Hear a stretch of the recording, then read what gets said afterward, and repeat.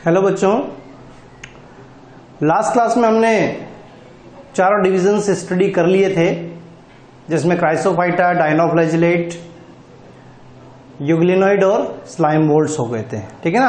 अब हम बात करने वाले हैं यहाँ पर जो आपका प्रोटिस्टा के किंगडम के अंदर जो लास्ट आ जाता है वो है फाइलम प्रोटोजोआ। तो देखो, अभी तक मैंने उनको क्या कहा था, उनको कहा था मैंने डिवीजन क्राइसोफाइटा हो गया, डायनोफ्लैजिलेटा हो गया, है ना। तो उनको डिवीजन कहा है, यहाँ पर फाइलम। तो ये फर्स्ट चैप्टर के अंदर मैंने आपको बताया क्लासिफिकेशन के अंदर एनिमल्स जो होते हैं उनके लिए फाइलम्स होता है और जो प्लांट्स हैं उनके लिए डिवीजन। तो जो डायनोफ्लैजिलेट, जो आपके क्राइसोफाइट्स हैं और जो आपके यूग्लिनोइड हैं, इनको हम एक तरीके से प्लांट से सिमिलरिटी रखने वाले ऑर्गेनिज्म की फॉर्म में स्टडी करते हैं, प्लांट किंगडम से रिलेशन रखने वाले ऑर्गेनिज्म की फॉर्म में स्टडी करते हैं। तो उनके लिए हमने डिवीजन वर्ड यूज लिया, जबकि जो प्रोटोजोन्स हैं वो एनिमल किंगडम से रिलेशन रखने वाले हैं, इसलिए हम यहां पर ले रहे हैं फाइलम प्रोटोजोआ। सबसे पहले देखिए, फाइलम प्रोटोजोआ की बात करें तो ये आपके एक तरीके से आप इनको कह सकते हैं प्रिमिटिव एनिमल्स, है ना। सारे के सारे आपके कौन से हैं, ये प्रिमिटिव एनिमल्स की कैटेगरी में आने वाले ऑर्गेनिज्म है। एनसीईआरटी के अंदर केवल जो है 4 ग्रुप में उनको डिवाइड कर और थोड़ी सी स्टडी बता रखी है। हम यहां पर इसको टोटल थोड़ा सा फुल्ली स्टडी करने वाले हैं, डिटेल से स्टडी करने वाले हैं। रीजन, पूरी बायोलॉजी में इससे रिलेटेड जितने भी पॉइंट्स आते हैं वो सारे के सारे मैं यहीं पर बता रहा हूं। तो बाद में बार बार प्रोटोजोआ से रिलेटेड बातें हमको इतनी डिटेल से नहीं करनी पड़ेगी, और एक साथ वो सारी चीजें आपके एक जगह पर मिलेगी तो आपको याद रखने में भी दिक्कत नहीं आएगी। ठीक है ना। तो देखिए, स्टार्ट करते हैं फाइलम प्रोटोजोआ। तो प्रोटो वर्ड का मतलब ही होता है प्रिमिटिव और जोआ का मतलब होता है एनिमल। तो मैंने यहां पर इसका वर्ड का मीन लिख दिया कि प्रिमिटिव एनिमल्स को यहां पर इंक्लूड किया जाता है। उसके बाद में देखिए थर्ड लार्जेस्ट फाइलम, क्योंकि प्रोटोजोआ को पहले एनिमल किंगडम या एनिमेलिया किंगडम में रखा गया था, तो वहां पर सबसे पहला या सबसे लार्जेस्ट फाइलम कौन सा आ जाता है, आर्थ्रोपोडा। सेकेंड लार्जेस्ट फाइलम कौन सा है, मोलस्का। और थर्ड लार्जेस्ट फाइलम की अगर बात की जाए तो वो कौन सा आ जाता है, आपके प्रोटोजोन्स आ जाते हैं। ठीक है ना। उसके बाद में देखें कि इनके अंतर्गत किसको सम्मिलित किया गया है, तो पूरे के पूरे प्रोटिस्टा किंगडम के अंदर ही आपके यूनिसेल्युलर यूकेरियोट्स आते हैं। तो प्रोटोजोन्स भी कैसे हैं, यूनिसेल्युलर यूकेरियोट्स है। लेकिन डाबेल नामक एक साइंटिस्ट थे, डाबेल ने इन्हें एसेल्युलर कहा। एसेल्युलर का मतलब होता है अकोशिकीय। ठीक है ना। तो ये भी आप पॉइंट ध्यान में रखेंगे कि डाबेल के अकॉर्डिंग इनको क्या कहा गया है, एसेल्युलर कहा गया है। उसके बाद में देखें हैबिटेट की कुछ बात कर लेते हैं, तो उसमें ये कॉस्मोपॉलिटन्स होते हैं। कॉस्मोपॉलिटन वर्ड में बार बार यूज करूंगा, इसका मतलब आप ध्यान रखें कि कॉस्मोपॉलिटन्स का मतलब होता है सर्वव्यापी, ऐसे जीव जो सभी प्रकार के आवासों में पाए जाते हैं उन्हें सर्वव्यापी, विश्वव्यापी, है ना, ऐसे जीवों को हम क्या बोलते हैं, कॉस्मोपॉलिटन्स होते हैं। ये जीव इतने छोटे होते हैं कि इन्हें नग्न आंखों से देखना संभव नहीं है, तो हम इन्हें क्या कहते हैं, हम इन्हें कहते हैं सूक्ष्मदर्शी या माइक्रोस्कोपिक ऑर्गेनिज्म है, जिन्हें केवल और केवल माइक्रोस्कोप के द्वारा ही देखा जा सकता है। दूसरा पॉइंट आपको ध्यान में रखना है, ये अधिकांश कैसे होते हैं, जलीय होते हैं। मैक्सिमम ऑर्गेनिज्म आपको एक्वेटिक देखने को मिलेंगे। और स्वतंत्र जीवी, अब स्वतंत्र जीवी का मतलब क्या होता है कि ये कॉलोनी का फॉर्मेशन नहीं करते हैं, या फिर यूं कह दें कि अपने फिलामेंटस स्ट्रक्चर इनका नहीं होता है, बिल्कुल सिंगल ऑर्गेनिज्म जो है वो फ्री लिविंग फॉर्म में प्रेजेंट होता है। एग्जाम्पल, जैसे कि एग्जाम्पल है यहाँ पर अमीबा। लेकिन स्वतंत्र जीवियों के साथ में कुछ जीवी जो हैं वो परजीवी भी होते हैं, और परजीवी के बारे में आप बहुत अच्छी तरीके से जानते हैं। ऐसे जीव जो अपना पोषण किसी होस्ट के शरीर के बाहर या शरीर के अंदर रहकर प्राप्त करते हैं उन्हें परजीवी कहते हैं। अगर बाहर रहकर प्राप्त कर रहे हैं तो बाह्य परजीवी, और अंदर रहकर प्राप्त कर रहे हैं तो उन्हें हम एंडोपैरासाइट या अंतः परजीवी कहेंगे। तो एग्जाम्पल ध्यान में रखें, परजीवियों में आ जाएगा आपका प्लाज्मोडियम। अब देखें, ये एकल भी होते हैं, सिंगल ऑर्गेनिज्म जैसे कि मैंने अभी आपको यहां पर बताया स्वतंत्र जीवी में, है ना।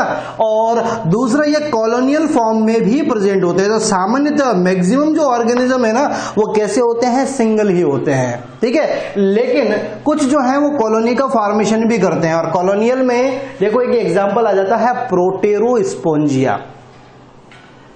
प्रोटेरोस्पोंजिया, प्रोटेरो वर्ड किसको रिप्रेजेंट करता है, आपके प्रोटोजोआ को रिप्रेजेंट कर रहा है। और जो स्पोंजिया वर्ड है वो किसको रिप्रेजेंट कर रहा है, स्पोंजेस या पोरीफेरा को रिप्रेजेंट कर रहा है। इट मींस ये जो प्रोटेरोस्पोंजिया है that is the link between protozoa and Porifera. Protozoa phylum और पोरीफेरा फाइलम के बीच में लिंक कौन है, ये आपका प्रोटेरोस्पोंजिया। इसमें दोनों के समान कुछ लक्षण उपस्थित होते हैं। कुछ लक्षण प्रोटोजोआ के होते हैं तो कुछ लक्षण यहाँ पर किसके मिलते हैं, आपको स्पोंजेस के भी देखने को मिलते हैं। लेकिन आता किस में है, तो आता ये आपका प्रोटोजोआ के अंतर्गत है। उसके बाद में देखिए इनके अंदर मोड ऑफ न्यूट्रिशन की बात करें कि भाई न्यूट्रिशन किस प्रकार का होता है इन प्राणियों में। सबसे पहले आ जाता है होलोजोइक। होलोजोइक को हम कहते हैं जंतु सम, क्योंकि जोइक वर्ड या जू वर्ड किसको रिप्रेजेंट करता है, एनिमल को। तो यहां पर जंतु सम का मतलब क्या हो गया कि जहां फोटोसिंथेसिस की प्रोसेस नहीं होती है, जो किसी अन्य जीव का भक्षण कर अपना भोजन प्राप्त करते हैं, उन्हें इस प्रकार के पोषण को हम कहते हैं होलोजोइक। किसमें मिलेगा, अमीबा में, एक एग्जाम्पल है।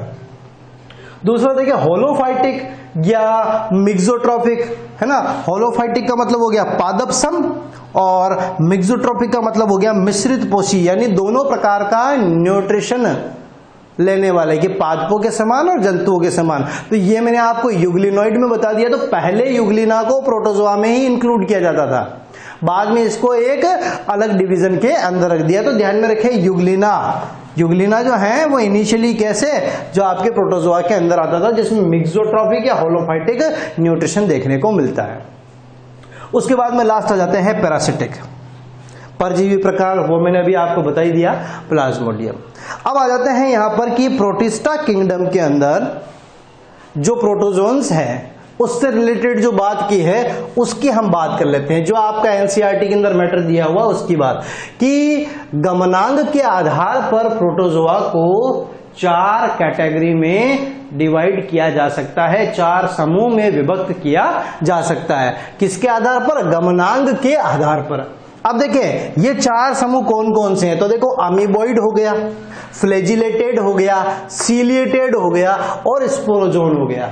गमनांग के आधार पर आपने प्रोटोजोन्स को 4 ग्रुप में क्या कर दिया, डिवाइड कर दिया, अमीबॉइड, फ्लैजिलेटेड, सीलिएटेड और स्पोरोजोइड। अगर मैं सीधी सी बात करूं, जो इनके वर्ड्स के आंसर हैं उनके आधार पर, अमीबॉइड में अमीबा, और अमीबा में आपको पता है लोकोमोटरी ऑर्गन या गमनांग के रूप में क्या प्रेजेंट होते हैं, स्यूडोपोडिया या पादाब। क्या उपस्थित होते हैं, स्यूडोपोडिया या पादाब, यानी ऐसे जीव जिनमें पादाब के द्वारा गमन होता है, उन सारे जीवों को किस में रखा गया है, अमीबॉइड प्रोटोजोन्स के अंतर्गत रखा गया है। दूसरा आ जाता है फ्लैजिलेटेड प्रोटोजोन। फ्लैजिलेटेड प्रोटोजोन का मतलब क्या है, ऐसे जीव जिनके अंदर फ्लैजिला के माध्यम से लोकोमोशन होता है, यानी जिनमें फ्लैजिला प्रेजेंट होता है, उनको आप किस में रखेंगे, फ्लैजिलेटेड प्रोटोजोन के अंदर रखेंगे। तीसरा आ जाता है ऐसे जीव जिनमें गमन की प्रक्रिया किसके माध्यम से होती है, सीलिया के माध्यम से होती है, पक्षमाभ के माध्यम से होती है। वो गमन की जो है क्रिया किसके माध्यम से करते हैं, सीलिया के माध्यम से करते हैं, तो उन्हें हम किस में रखेंगे, सीलिएटेड प्रोटोजोन। और चौथे आ जाते हैं जिनमें कोई गमनांग उपस्थित ही नहीं होते हैं। यहां पर गमनांग क्या थे, स्यूडोपोडिया,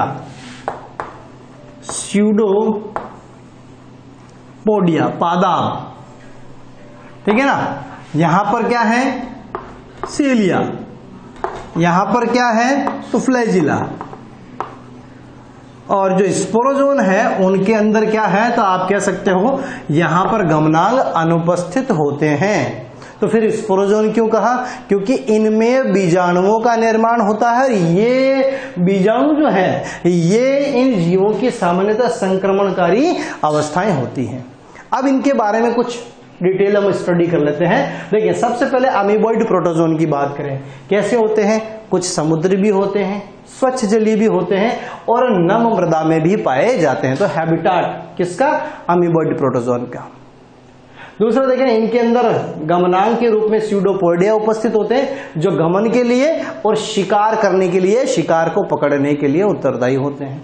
तीसरी बात, समुद्री प्रकार जो हैं, जो आपके अमीबॉइड प्रोटोजोन जो समुद्री होते हैं, है ना, उन समुद्री प्रकार की सतह पर सिलिका कवच उपस्थित होता है, यानी एक हार्ड शेल प्रेजेंट होती है, एक कवरिंग प्रेजेंट होती है जिसमें सिलिका उपस्थित होती है। ठीक है ना? तो ये किसका स्पेशल फीचर? ये स्टार बनाकर रखा हुआ है तो ये एक स्पेशल फीचर है, ध्यान में रखना। एनसीईआरटी के पॉइंट ही है ये सारे, ठीक है ना, ओनली एनसीईआरटी के पॉइंट है, कोई बाहर से पॉइंट नहीं है इसके अंदर, सारे मैंने एनसीईआरटी के पॉइंट बताए हैं यहाँ पर। तो समुद्री प्रकार जो है वो समुद्री प्रकार की सतह पर क्या सिलिका कवच उपस्थित होता है। तो ये आपको पूछ सकते हैं कि अमीबॉइड प्रोटोजोन में भी जो समुद्री होते हैं उनकी क्या खास बात है, क्या विशेषता है? तो उनकी सतह पर सिलिका कवच उपस्थित होता है। उसके बाद में देखें, इनके अलावा इनमें कुछ परजीवी भी पाए जाते हैं, है ना। तो सामान्यतः तो आपके समुद्री स्वच्छ जलीय और नम मृदा में रहने वाले, लेकिन कुछ यहाँ पर परजीवी भी आपको देखने को मिलते हैं। एग्जाम्पल अमीबॉइड प्रोटोजोन का सिंपल सा एग्जाम्पल अपन अमीबा ले सकते हैं, ठीक है ना। तो ये आपका अमीबा हो गया। उसके बाद में बात करें फ्लैजिलेटेड प्रोटोजोआ की। फ्लैजिलेटेड प्रोटोजोआ में फ्लैजिला प्रेजेंट है, तो गमनांग के रूप में फ्लैजिला है ना। उसके बाद में देखें ये स्वतंत्र जीवी होते हैं या फिर ये परजीवी होते हैं, ठीक है ना। तो स्वतंत्र जीवी या परजीवी के रूप में उपस्थित होता है और फ्लैजिला इनके अंदर प्रेजेंट होता है। यहां पर एग्जांपल देखें, ट्रिपेनोसोमा, एनसीईआरटी में इसके लिए एक डिजीज भी दी हुई है कि निंद्रालु व्याधि या स्लीपिंग सिकनेस पैदा करता है, जिसे अफ्रीकी निंद्रा रोग के नाम से भी जाना जाता है, जिसे ट्रिपेनोसोमियासिस के नाम से भी जाना जाता है। तो ये जितने भी डिजीज वाले पॉइंट है मैं लास्ट में इनके इकोनॉमिक इंपोर्टेंस के फॉर्म में बताने वाला हूं, ठीक है ना। तो पूरी बायोलॉजी में जितने भी प्रोटोजोन से रिलेटेड डिजीज है वो सारी की सारी उसमें आ जाएंगे आपके, ठीक है। तो ये आपको 2 पॉइंट इसके बारे में ध्यान में रखने हैं। फ्लैजिलेटेड प्रोटोजोन में स्वतंत्र जीवी या परजीवी होते हैं और दूसरा इनके अंदर गमनांग के रूप में फ्लैजिला प्रेजेंट होता है। तीसरी बात करें सीलिएटेड प्रोटोजोन, तो देखिए सीलिया जनरली अगर देखें तो फ्लैजिला की संख्या हमेशा कम होती है अपेक्षाकृत सीलिया के। सीलिया की संख्या जो है सैकड़ों हजारों में उपस्थित हो सकती है। तो ध्यान में रखें, सीलिया आकार में छोटे होते हैं अपेक्षाकृत फ्लैजिला से, संख्या में अधिक होते हैं अपेक्षाकृत फ्लैजिला से, ठीक है ना। और इनके अंदर रैंडम मूवमेंट होता है जबकि इनके अंदर तरंगित गति पाई जाती है। तो ये भी छोटे छोटे से डिफरेंस आपको ध्यान में रखने हैं। देखें ये जो ऑर्गेनिज्म है सारे के सारे एक्वेटिक यानी जलीय होते हैं और साथ में सीलिएटेड जो प्रोटोजोन्स हैं वो सक्रिय गति करने वाले, यानी ये निष्क्रिय अवस्था में नहीं रहते, हमेशा एक्टिव फॉर्म में ही रहते हैं। उसके बाद में देखेंगे इनके अंदर क्या प्रेजेंट होता है, सीलिया प्रेजेंट होता है। सीलिया के अंदर होने वाली गति को आप क्या कहते हैं? तरंगित गति या लयबद्ध गति कहते हैं। क्या कहते हैं? तरंगित गति या लयबद्ध गति। और ये पक्षमाभ के द्वारा भोजन को गैलेट की तरफ इनमें भेजा जाता है। पक्षमाभ के द्वारा भोजन को कहां भेजा जा रहा है? गैलेट की तरफ। अब गैलेट क्या होता है? तो ये थोड़ा सा फिजियोलॉजी वाला पोर्शन आ गया आपका। हम अपनी बॉडी में बात करें तो आपको पता होगा कि ग्रसनी जो है वो आगे 2 छिद्रों के द्वारा आगे खुलती है। एक तो होता है ग्लोटिस जो कहां खुलता है? ट्रेकिया में, और एक होता है गलट जो कहां खुलता है? ग्रसिका में खुलता है। तो यानी यहां पर ओपनिंग ऑफ कैविटी, ये जो एक छोटी सी कैविटी की ओपनिंग बता रहे हैं जिसको ग्रसिका के समान कहा गया है, ठीक है ना। तो ग्रसिका के समान जो कैविटी है उसमें कौन से छिद्र के द्वारा खुलेगा? तो गलट के द्वारा खुलने वाला है। एग्जाम्पल आपको ध्यान में रखना है पैरामीशियम, ठीक है ना। पैरामीशियम किस में आ जाते हैं? सीलिएटेड प्रोटोजोन में। और एट लास्ट आ जाता है आपका स्पोरोजोन प्रोटोजोन। स्पोरोजोन प्रोटोजोन का मतलब इनके अंदर गमनांग तो अनुपस्थित होते ही हैं, लेकिन स्पोरोजोन क्यों का? स्पोर्स का फॉर्मेशन होता है। इन जीवों में जो संक्रमणकारी अवस्था है वो बीजाणुओं के समान होती है। एग्जाम्पल आपको ध्यान में रखना, प्लाज्मोडियम, और प्लाज्मोडियम किसका पैथोजन है? मलेरिया रोग का रोगजनक या रोग कारक है। तो ये तो कुछ इंफॉर्मेशन आपकी फाइलम प्रोटोजोआ के बारे में। अभी और आगे बात करते हैं हम।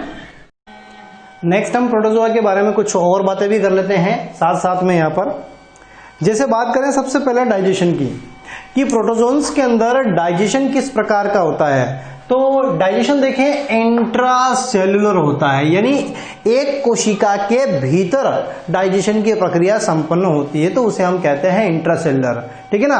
और दूसरा एक और होता है यहाँ पर extra cellular. Extra cellular digestion यहां नहीं पाया जाता है, प्रोटोजोन्स के अंदर नहीं मिलता है। हमारी बॉडी में कौन से टाइप का डाइजेशन होता है, इंट्रासेल्युलर या एक्स्ट्रा सेल्युलर? तो हमारी बॉडी में होता है एक्स्ट्रा सेल्युलर डाइजेशन, यानी जब पाचन की प्रक्रिया एक कोशिका के भीतर नहीं बल्कि किसी एक गुहा में, किसी एक कैविटी में संपन्न होती है। तो एलिमेंट्री कैनाल क्या है? एक कैविटी तो है, उसके अंदर डाइजेशन की प्रोसेस जब कंप्लीट होती है तो उस प्रकार के पाचन को आप कहते हैं बाह्य कोशिकीय पाचन, एक्स्ट्रा सेल्युलर डाइजेशन। लेकिन जितने भी यूनिसेल्युलर ऑर्गेनिज्म हैं उन सब में आपको किस टाइप का देखने को मिलना है? इंट्रासेल्युलर डाइजेशन देखने को मिलता है। और इंट्रासेल्युलर डाइजेशन के लिए यहां पर क्या प्रेजेंट होती है? Food vacuole. कोशिका के भीतर एक खाद्य रिक्तिका उपस्थित होती है जो पाचन में सहायक होती है। दूसरी बात करें इनके अंदर रेस्पिरेशन की, तो रेस्पिरेशन किसके थ्रू होता है? रेस्पिरेशन होता है जीबीएस के थ्रू। जीबीएस का मतलब होता है यहां पर जनरल बॉडी सरफेस।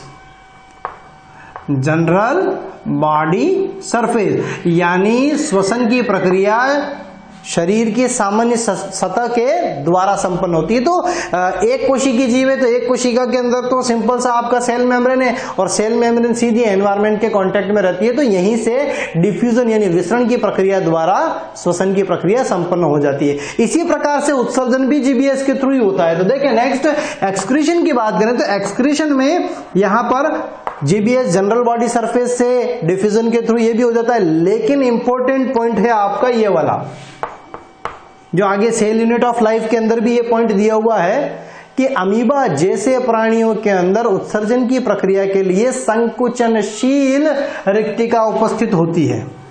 क्या पाई जाती है? संकुचनशील रिक्तिका उपस्थित होती है, और ये उत्सर्जन की प्रक्रिया के साथ साथ ऑस्मो रेगुलेशन का भी काम करती है, जिसे हम कहते हैं परासरण नियमन ना। परासरण नियमन शरीर में आयनों की मात्रा, लवणों की सांद्रता का नियमन करना क्या कहलाता है? परासरण नियमन कहलाता है। तो ऑस्मोटिक कंसंट्रेशन को भी रेगुलेट करने का काम किसका है? कॉन्ट्रैक्टाइल वैक्यूल का, और उत्सर्जन में भी यही सहायक होती है। उसके बाद एक छोटा सा स्टेटमेंट आ जाता है 12th एनसीईआरटी चैप्टर नंबर 1 के अंदर, आपको ये मिलेगा कि इनकी प्राकृतिक मृत्यु नहीं होती है। जितने भी एक कोशिकीय प्राणी हैं, जितने भी एक कोशिकीय जीव हैं, उनकी प्राकृतिक मृत्यु नहीं होती है, ये इमोर्टल है। इमोर्टल का मतलब ये अमर है।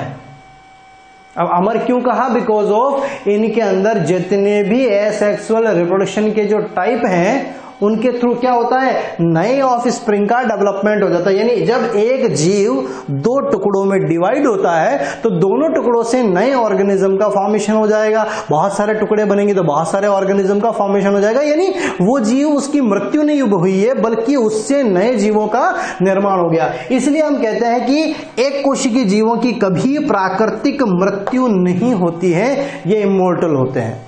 दूसरा कारण, इनका जो शरीर है वो कायिक द्रव और जनन द्रव में विभेदित नहीं होता है। कायिक द्रव्य और जनन द्रव्य जैसे यहां पर कोई सब्सटेंस प्रेजेंट नहीं होते हैं, कोई फ्लूइड प्रेजेंट नहीं होते हैं। अगर वो प्रेजेंट होते तो जनन के लिए एक अलग सेल प्रेजेंट होती और वृद्धि के लिए एक अलग उपस्थित होती, लेकिन यहाँ पर एक सिंगल सेल है जो सारे काम करती है। तो आप कह सकते हैं यहाँ पर कि इनका जो शरीर है वो कायिक द्रव और जनन द्रव में विभेदित नहीं होता। आप और कह सकते हैं इनमें कार्यात्मक विभाजन नहीं पाया जाता है, कार्यों का क्रियात्मक विभाजन अनुपस्थित होता है, यह भी आप बता सकते हैं। फिर हम बात कर लेते हैं थोड़ा सा एक इंट्रोडक्शन की फॉर्म में रिप्रोडक्शन। जनन कि प्रोटोजोन्स के अंदर जो जनन है, रिप्रोडक्शन की जो प्रक्रिया है वो कौन कौन से मेथड्स के थ्रू होती है। तो दो प्रकार का जनन आपको देखने को मिलता है, एक है एसेक्सुअल और दूसरा है आपका सेक्सुअल रिप्रोडक्शन। अगर एसेक्सुअल रिप्रोडक्शन की बात करें, अलैंगिक जनन की, तो अलैंगिक जनन 3 विधियों के द्वारा संपन्न होता है। एक होता है आपका बाइनरी फिजन, एक होता है मल्टीपल फिजन और एक होता है बडिंग या मुकुलन। द्विविभाजन की बात करें तो द्विविभाजन के यहां पर 3 प्रकार आपको ध्यान में रखने हैं। सरल प्रकार का द्विविभाजन अमीबा में देखने को मिलेगा, अनुप्रस्थ प्रकार का विभाजन जो है वो आपको पैरामीशियम में देखने को मिलेगा और लॉन्गिट्यूडल प्रकार का आपको ट्रिपेनोसोमा में देखने को मिलेगा। अब ये है क्या, तो ये तल के आधार पर है। जैसे मान लीजिए कि हम यहां पर बताएं ये आपका जो है पैरामीशियम हो गया, ठीक है ना, और पैरामीशियम बीच में से 2 पार्ट में टूटता है और यहां से 2 पैरामीशियम का निर्माण हो जाता है। तो ये कौन सा हो गया, ट्रांसवर्स हो गया। इसी प्रकार से अगर हम बात करें युग्लिना की, तो ये युग्लिना रहा। युग्लिना जो है वो सेंटर में इस तरीके से ट्रिपेनोसोमा हो गया, युग्लिना हो गया जो है ना, वो आपका सेंटर में से इस तरीके से टूटता है और इस पार्ट से एक नए ट्रिपेनोसोमा या युग्लिना का फॉर्मेशन हो जाता है। तो जब इस तरीके से डिवीजन होता है तो आप उसको कहेंगे कौन सा, ट्रांसवर्स बाइनरी फिजन। इस तरीके से होता है तो आप उसको क्या कहेंगे, लॉन्गिट्यूडनल। और सिंपल अमीबा वाला आप अच्छी तरीके से जानते हैं कि एक जो न्यूक्लियस है उसमें थोड़ा सा खिंचाव होता है, एलोंगेशन होता है और फिर मध्य में खांच बनती है और धीरे धीरे जो है वो एक अमीबा से 2 अमीबा का निर्माण हो जाता है। तो ये आपके सिंपल, ट्रांसवर्स और लॉन्गिट्यूडनल। उसके बाद में देखिए मल्टीपल फिजन। मल्टीपल फिजन जिसे हम शाइजोगोनी भी बोलते हैं। प्लाज्मोडियम में बहुत सारी कोशिकाओं का निर्माण एक साथ होता है और पुटक के फटने के पश्चात या फिर उस पुटिका के फटने के पश्चात वो सारे के सारे जो है रिलीज हो जाते हैं, तो उसे हम कहते हैं मल्टीपल फिजन। और लास्ट आ जाता है बडिंग। बडिंग एफिलोटा एक छोटा सा एग्जाम्पल है प्रोटोजोआ का, जो ध्यान में रखें, स्थानबद्ध प्रोटोजोआ। ये एकमात्र ऐसा आपका क्या मिलेगा, स्थानबद्ध प्रोटोजोआ मिलेगा। बाकी सारे के सारे आपको फ्री लिविंग देखने को मिलते हैं, ठीक है ना। तो ये तो थी किसकी बात, एसेक्सुअल की। सेक्सुअल में आपको पता है सिनगेमी। सिनगेमी का मतलब हो जाता है वही आपके मेल और फीमेल गैमेट का फ्यूजन, जाइगोट का फॉर्मेशन, उसको आप सिनगेमी बोलेंगे, यानी फर्टिलाइजेशन किसमें मिलेगा, प्लाज्मोडियम में। और कॉन्जुगेशन आपको मिलने वाला है पैरामीशियम के अंदर। ये थी बात किसके बारे में, रिप्रोडक्शन के बारे में। अब आ जाते हैं इंपॉर्टेंट पॉइंट। तो इंपॉर्टेंट पॉइंट में देखो, मैंने जो अपने सिलेबस के पॉइंट ऑफ व्यू से इंपॉर्टेंट चीजें हैं जिन जिन से कोई पर्टिकुलर डिजीज और वो कहीं पूछी जा सकती है, वो सारे के सारे मैंने यहां मेंशन कर लिए हैं। एग्जाम्पल देखें, पहला आ जाता है लेशमानिया डोनोवानी। लेशमानिया डोनोवानी जो है, जिसकी वजह से काला आजार, डमडम बुखार या फिर आप कह सकते हैं लेशमैनियासिस। कौन सी डिजीज, लेशमैनियासिस रोग, काला आजार या डमडम बुखार, तीनों एक ही बात है। और इसकी वाहक कौन है, तो इसकी वाहक होती है सैंड फ्लाई या रेत मक्खी जिसको अपन कहते हैं, ठीक है ना। तो ये लेशमानिया डोनोवानी।